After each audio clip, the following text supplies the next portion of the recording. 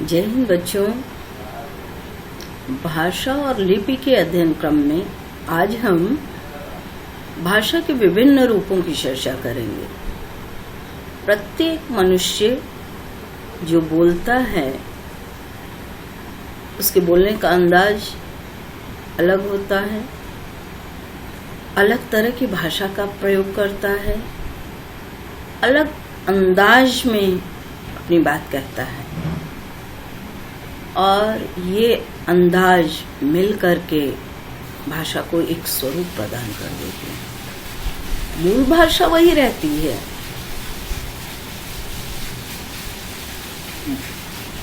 अर्थात हिंदी बोलते हैं सब, लेकिन पुलिस वाले की हिंदी अलग होगी, डॉक्टर की हिंदी अलग होगी, वैज्ञानिक की हिंदी अलग होगी और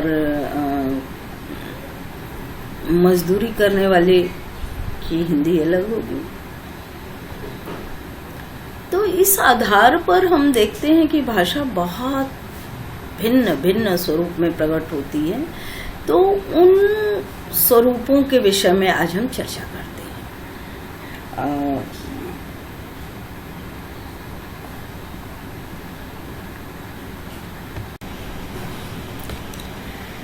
हम देखते हैं कि इसी तरह से कवियों की, लेखकों की भाषा भी वो एक विशेष प्रकार की हो जाती है। वो विशेषता वो इतनी मुखर होती है कि हम 2-4 लाइनें पढ़ते ही समझ जाते हैं कि ये अमुक कवि की भाषा है या ये अमुक लेखक की भाषा है। हम प्रेमचंद को पढ़ रहे हैं कि प्रसाद को पढ़ रहे हैं, एकदम स्पष्ट अंतर समझ में आता है। तो इस तथ्य को स्वीकार करने पर भाषा के अनंत रूप हो जाते हैं और भाषा का आविर्भाव व्यक्ति में होता है। इसलिए भाषा की उत्पत्ति का आधार भी वही है। उसका प्रेरक तत्व समाज है। भाषा का उपयोग सामाजिक योगक्षेम के लिए किया जाता है। तो भाषा के रूपों का विचार करते समय हमें इन दोनों पक्षों का भी ध्यान रखना पड़ेगा। भाषा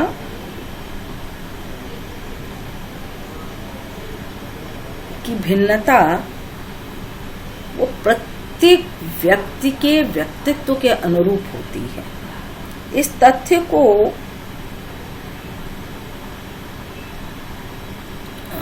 हम सर्वमान्य कहते हैं और सामाजिक दृष्टि से अगर इस पर विचार करते हैं तो हमें पता चलता है कि समाज भी इसका एक विशेष कारण है।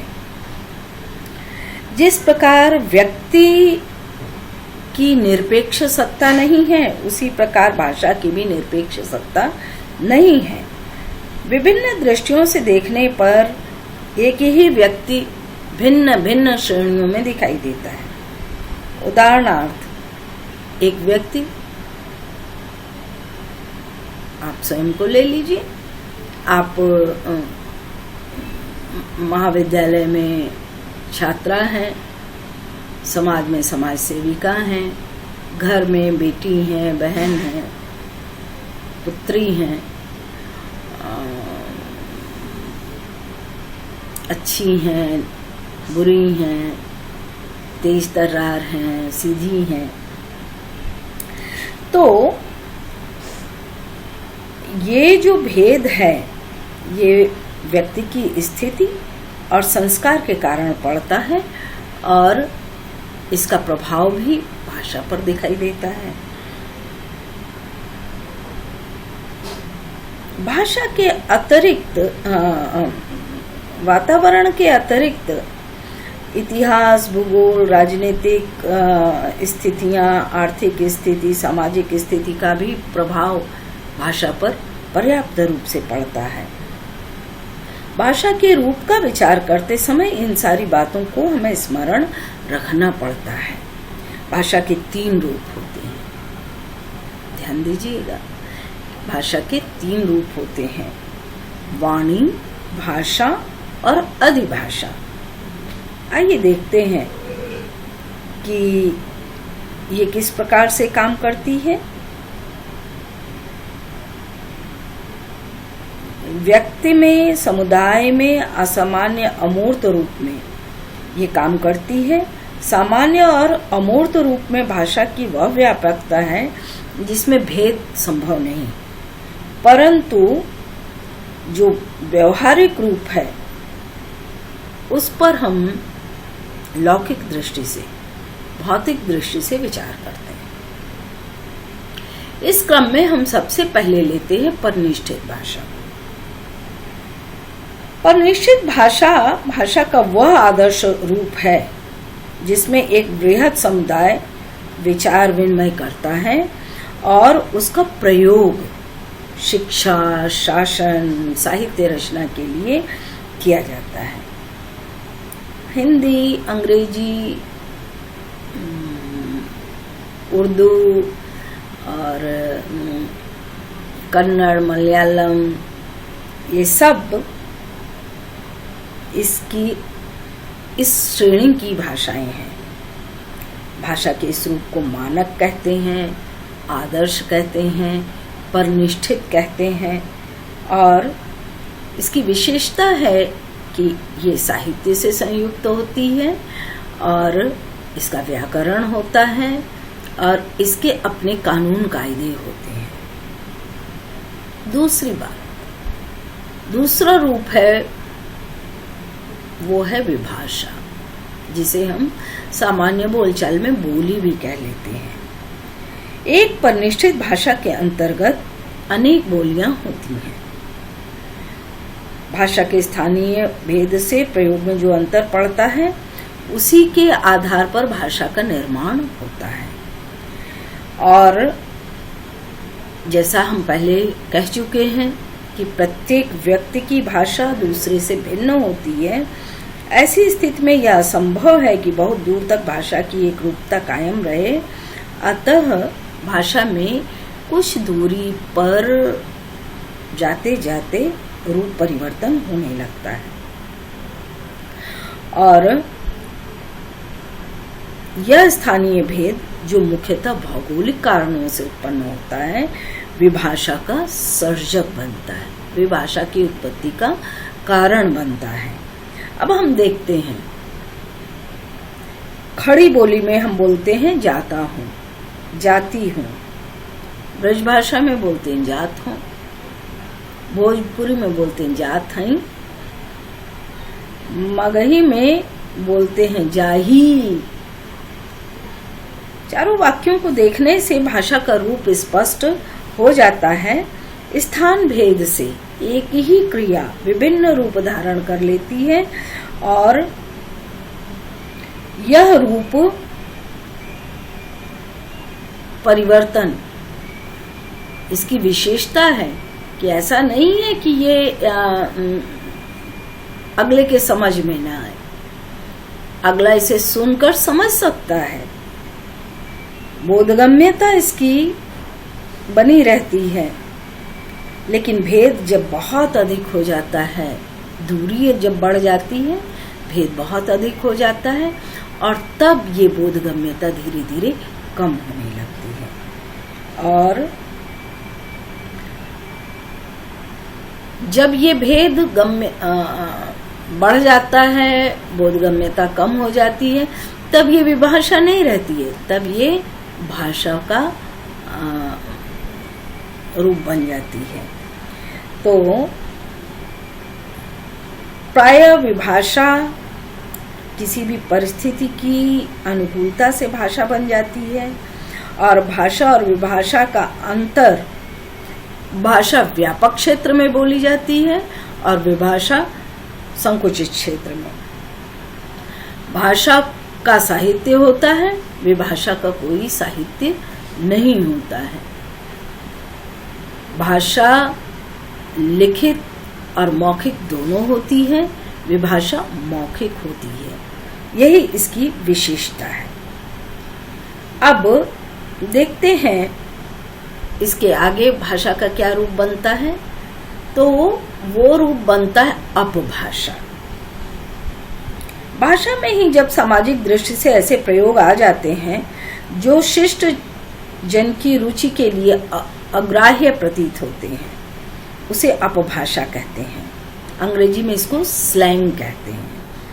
अपभाषा की विशेषताएं हैं, यह शास्त्रीय आदर्शों की उपेक्षा करती है और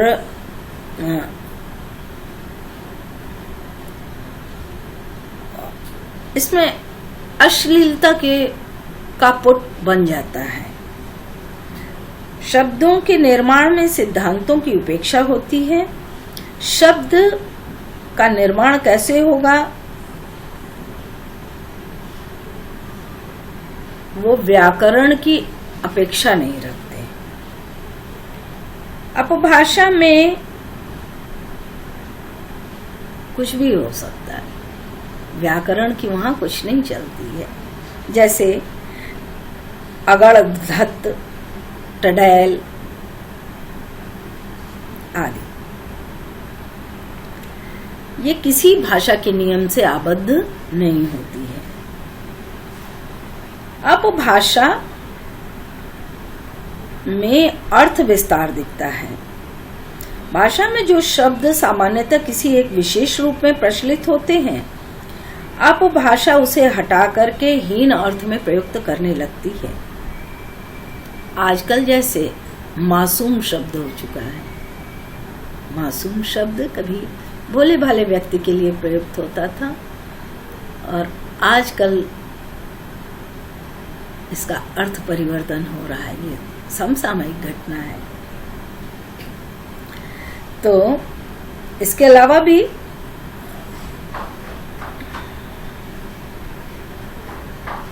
हम बहुत सारे वाक्यों का प्रयोग करते हैं, जैसे मारते मारते कचूमर निकाल लिया।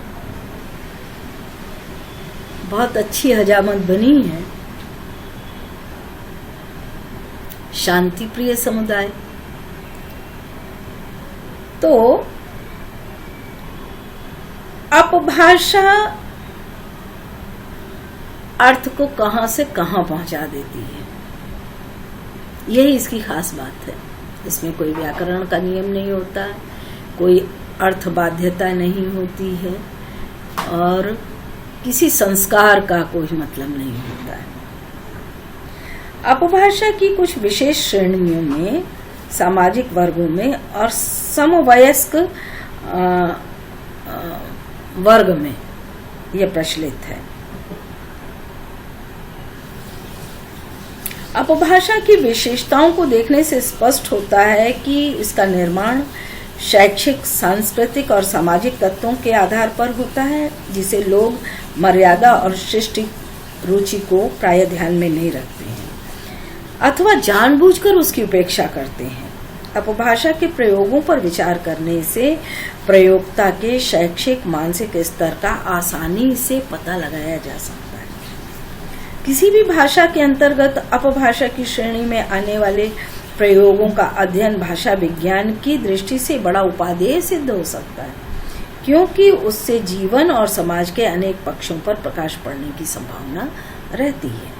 कहने की आवश्यकता नहीं कि नवीनता, उच्छृंखलता, संस्कारहीनता आदि अनेक कारण अपभाषा के प्रेरक होते हैं, परंतु सामान्यतः अपभाषा शिष्ट भाषा में गृहीत नहीं होती है और जब ये प्रयोग बहुत प्रबल हो जाता है तो यह शिष्ट भाषा की सीमा में दाखिल हो जाता है। तो ये तो रही अपभाषा।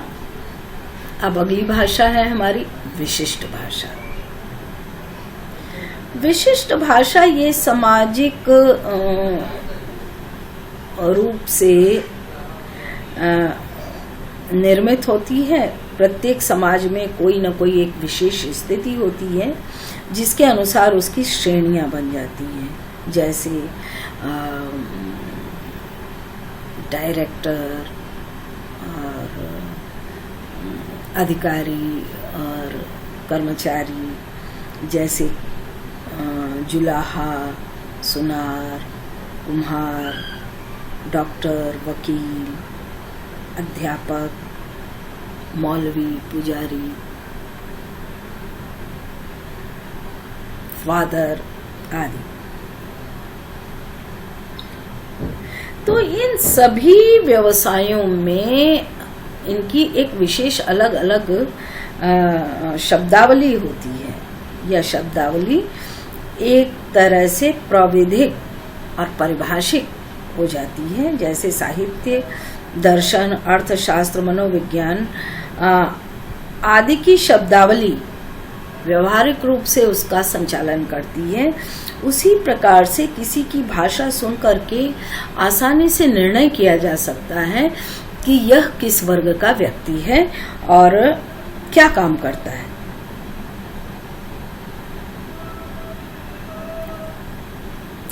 जैसे दर्जी की भाषा, पहले कच्चा करके तब बखिया करना, आस्तीन की मोहरी, नाखूनी सीना, काज बनाकर बटन भी टांग देना, और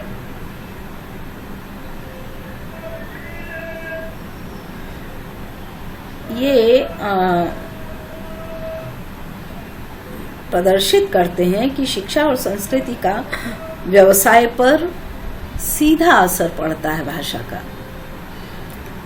और उसकी बंधी शब्दावली से मुक्त हो सके यह असंभव है। कहने को सभी के उदाहरण हिंदी के ही हैं, लेकिन परस्पर कितना अंतर है वाक्यावली में, यह दृष्टव्य है।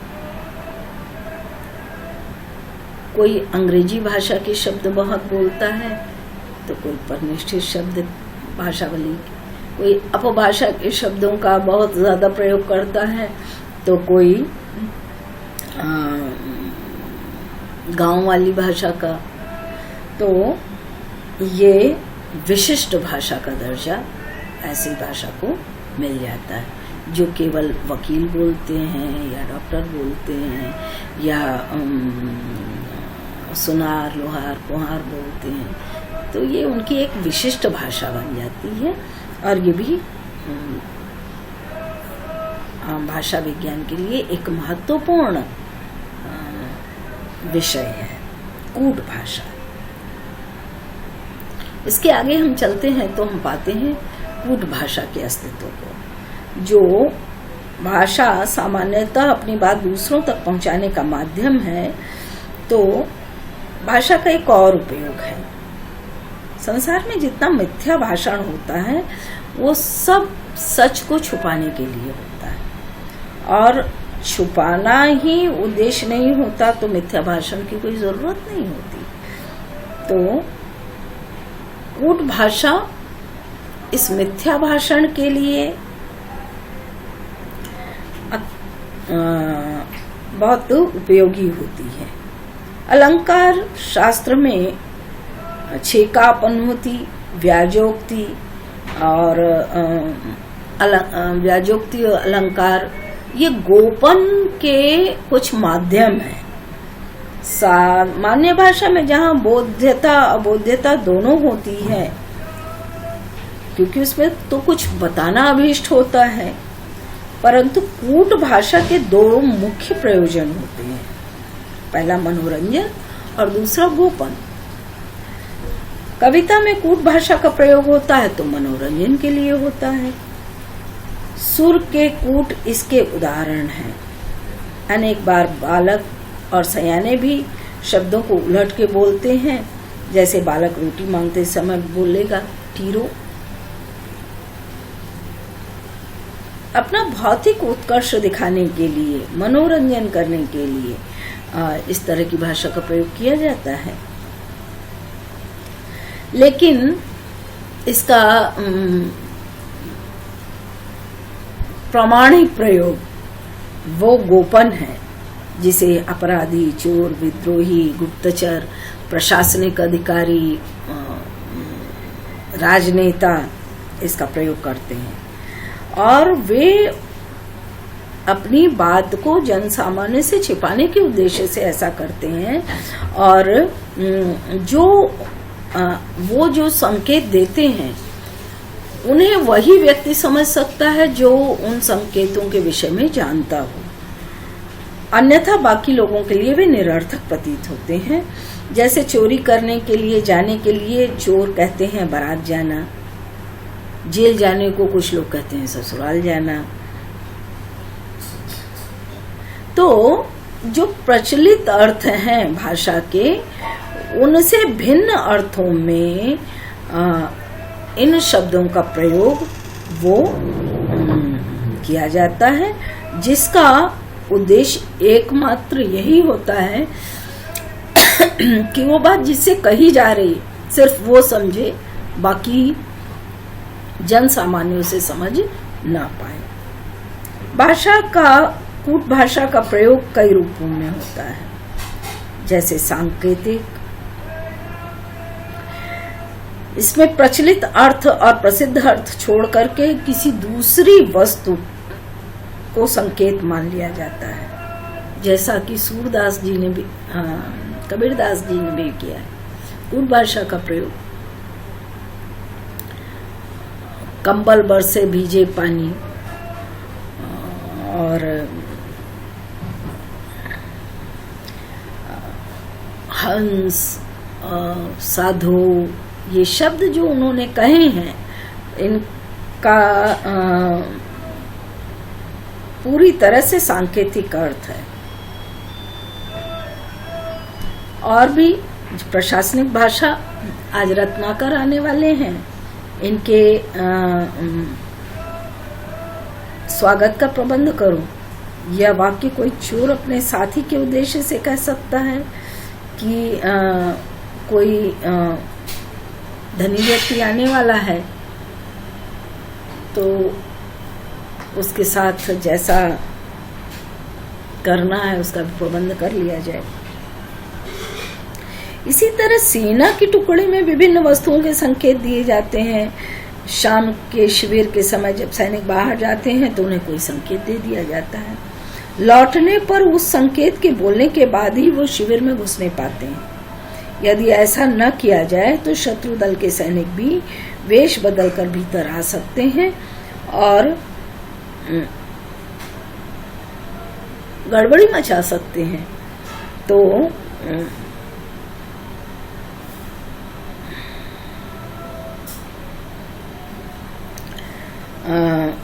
ये संकेत अत्यंत गुप्त रखे जाते हैं और सुरक्षा की दृष्टि से अत्यंत महत्वपूर्ण होते हैं। दूसरा, कूट भाषा का सांकेतिक प्रयोग समुदाय विशेष के समझने की चीज है। समुदाय इस भाषा का प्रयोग करता है तो पहले से इन वस्तुओं के लिए विभिन्न संकेत गढ़ लेता है, समझ लेता है, फिर उसका प्रयोग करता है। कूट भाषा में ध्वनि और पद का सामान्यतः परिवर्तन नहीं होता, केवल शब्द भंडार सांकेतिक होता है। और कूट भाषा का दूसरा रूप है वर्ण विपर्य। यह सांकेतिक कूट भाषा की अपेक्षा अधिक सुगम होता है और थोड़ा बुद्धि लगाने से समझ में आ जाता है। जैसे पानी का नीपा, रोटी का टीरो आदि। अधिक गोपनीय वस्तु को वर्ण विपर्य द्वारा अभिव्यक्त नहीं किया जा सकता, क्योंकि उसमें बात खुल जाने का डर रहता है। यह मनोरंजन के काम में आने वाली भाषा ज्यादा बन जाती है। तीसरा, कूट भाषा का प्रचलित रूप है अक्षरों के साथ किसी दूसरे अक्षर को जोड़कर और एक अलग रूप बना दे दिया जाए और उसे बोधगम्य न रहने दिया जाए। तो जैसे